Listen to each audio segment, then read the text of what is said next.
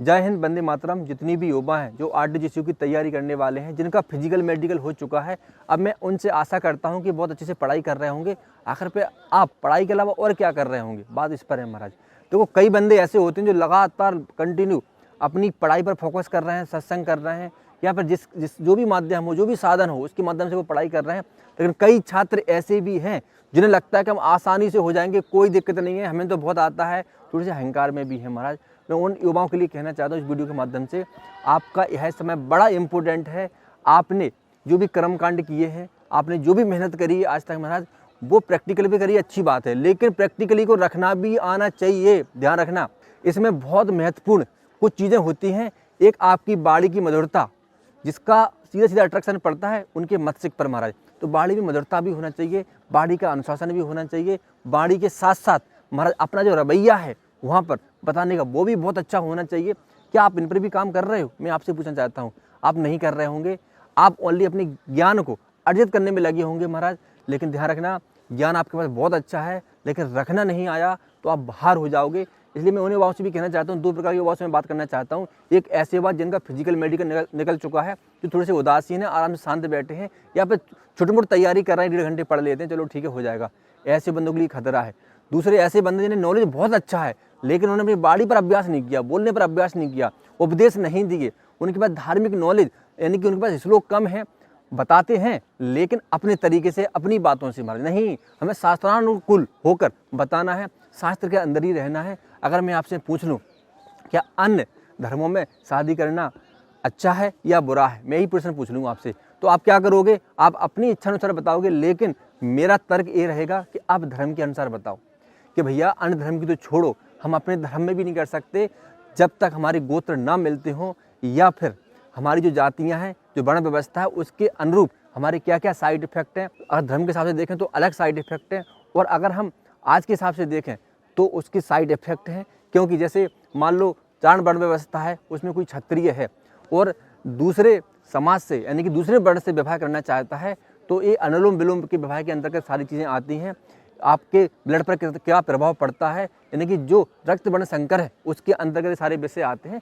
तो कहने का तात्पर्य ये है कि आपको ऐसे बताना है जिसका वर्णन शास्त्रों में हो, तो वो चीज़ को आपको साथ में रखना है, अपने मन से कुछ नहीं करना। देखो प्रभु, अगर हम शास्त्रों की बात करें तो शास्त्र यही कहते हैं, हमारी उत्पत्ति इसीलिए हुई है कि आप हमारे अनुसार ही चलो, हमारे आदेश के अनुसार चलो। ऐसा नहीं कि आप कुछ भी मन कर। आजकल मैं कई कथावाचक देखता हूँ, वो अपनी मन से कुछ ना कुछ टिप्स देते रहते हैं महाराज। नहीं, ऐसा नहीं करना है। जैसे आप शास्त्रों के बाहर उगे और आपने अपने जो आचरण है महाराज वो शास्त्र विहीन कर लिए, तो मान लो उसी दिन आपका संपूर्ण सब कुछ नष्ट हो जाता है, ज्ञान नष्ट हो जाता है। वो ज्ञान सार्थक नहीं होता, ना तो वो स्वयं के काम आता है, ना वो दूसरों के काम आता है। तो कहने का मतलब है, जितने भी बंदे हैं जो स्वास्थ्य की तैयारी करने वाले हैं, शास्त्रों का नॉलेज अच्छा रखो महाराज, अपनी बाणी पर अभ्यास करो। इसके बाद संगति में आओ, अच्छे टीचर के संपर्क में जाओ।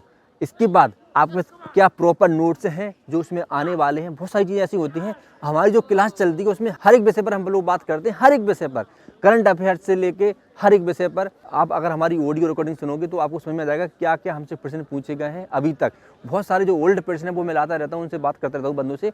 कभी कभी ऐसे प्रश्न पूछ लेते हैं जो आपको विश्वास नहीं होता है महाराज, कुछ भी वो पूछ सकते हैं आपसे। बताइए, आप जब वहाँ से यहाँ तक आए तो कितने चौराहे मिले आपको, यानी कि आपकी बुद्धि कितनी तीव्र है, आपकी बुद्धि आपके पास कितने समय तक रहती है, वो ये भी आकलन करते हैं। क्योंकि कई बंदे ऐसे भी होते हैं जो खड़े तो यहाँ पे हैं लेकिन माइंड और कहीं घूमता रहता है। तो आपकी बॉडी के साथ माइंड प्रेजेंट है कि नहीं, इसका भी वो प्रॉपर ध्यान रखते हैं। तो वहाँ पर कई बंदे बैठे रहते हैं। इस पर मैं एक अलग से वीडियो बनाऊंगा महाराज। लेकिन मैं आप लोगों के लिए एक ही बात कहूँगा कि आप जितने हल्के से इसको ले रहे होंगे, मत लेना, मौका निकल जाएगा, चूक जाओगे महाराज।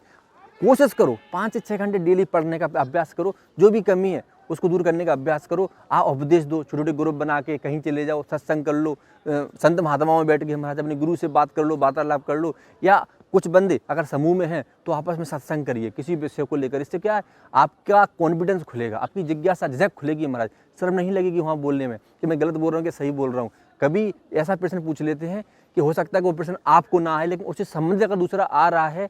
अगर मैं आपसे ये पूछ लूँ कि बताइए घर की समृद्धि के लिए हमको कौन सा पाठ करना चाहिए, तो अब कई प्रकार के यहाँ पर आप पाठ कर सकते हो। लेकिन हो सकता है प्रॉपरली कुछ भी पूछ ले कि राम रक्षा स्तोत्र होता है, उसका क्या काम होता है, वो पूछ सकते हैं कि राम रक्षा स्तोत्र का क्या कार्य होता है, ये हमारे जीवन में क्या उपयोग में आता है, इसके क्या लाभ होते हैं। हो सकता है कि आपको राम रक्षा स्तोत्र ना आ जाए महाराज, के बाद आपको अन्य कोई चीज़ आती है, आप वो बता सकते हो कि मुझे ये नहीं महाराज, मैं तो इससे पूजा अनुष्ठान कराता हूँ, इससे भी वही फल मिल जाता है जो इससे मिल जाता है। तो कहने का तात्पर्य ये है कि आपकी बुद्धि बिल्कुल तीव्र होना चाहिए महाराज, सूझबूझ की समझ होना चाहिए कि ये पूछ क्या रहा है, वो हमें बताना क्या है, जो उनका प्रश्न है उसी पर रहना है, अलग नहीं जाना है। आपका उत्तर समान हो सकता है लेकिन भिन्न नहीं होना चाहिए, मेरा कहने का मतलब ये है। ठीक है प्रभु, ये वीडियो कैसा लगा आप लोग कमेंट जरूर करना। मैं फिर से बोलूँ, जितने बंदे हैं जो हमसे क्लास लेना चाहते हैं, एक नंबर दिख रहा होगा, उस पर आप लोग संपर्क कर लेना। जय हिंद, वंदे मातरम।